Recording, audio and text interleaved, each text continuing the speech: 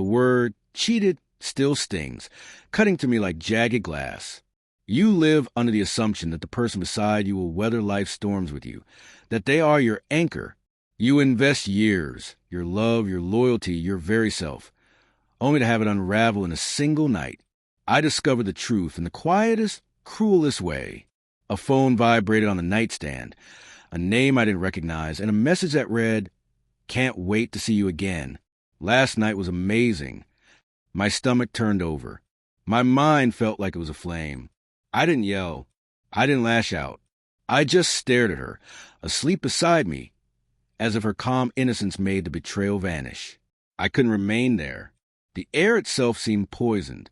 I grabbed my keys, pulled on my jacket, and slipped out into the night without a word.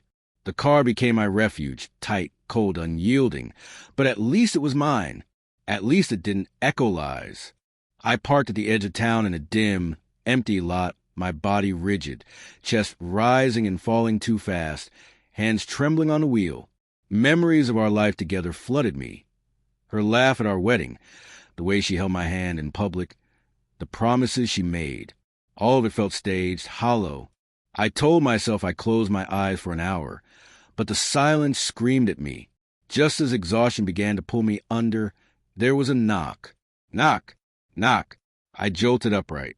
My breath fogged the window. Outside, a figure appeared, a woman in her 40s, wrapped in a coat, concern etched on her face. I hesitated, then cracked the window. "You shouldn't be sleeping here," she said softly. "It's freezing." I didn't know her.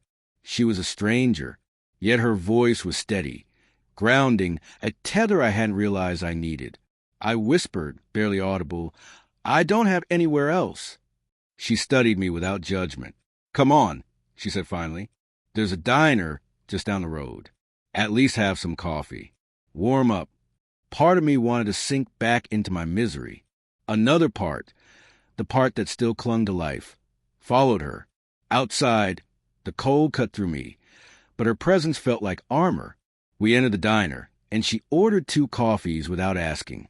Sitting across from me, she said, "You look like someone who lost more than you can carry." Her gaze was unwavering, and it made my throat tighten. For a moment, I wanted to crumble right there, in front of someone I barely knew. She must have sensed it because her hand found mine, resting lightly, a quiet gesture of reassurance. "I know this kind of pain," she said. "I lost my husband after 20 years. 2 kids, a mountain of bills, and the world seemed empty. I know what it's like to feel invisible, to wonder if you even matter." I spoke then, pouring everything out, the messages I'd seen, her casual cruelty, the way she admitted she no longer loved me, the way it made me feel like nothing. Evelyn didn't interrupt. She just listened, her eyes steady, reminding me that I was still human, still visible. "Sometimes," she said, "the people we expect to stay forever only borrowed time.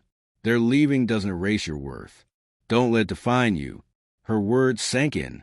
I realized I'd been wearing her betrayal like a scar, believing her choices marked my failure.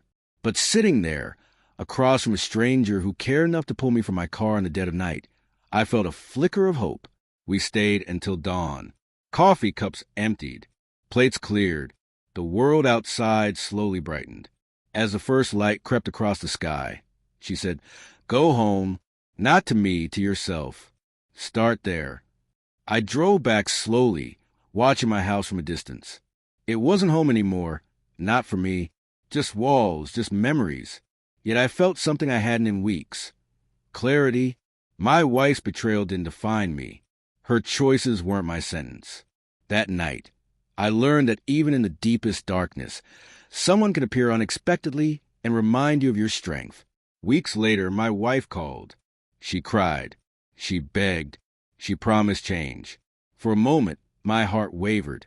But then I remembered Evelyn's words. I hung up. I chose myself. The silence afterward wasn't empty.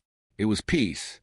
I lost a marriage that night, but I gained something greater, resilience, clarity, and the courage to move forward. A stranger's knock on my window reminded me that even when life seems to have abandoned you, there is still light waiting to be found.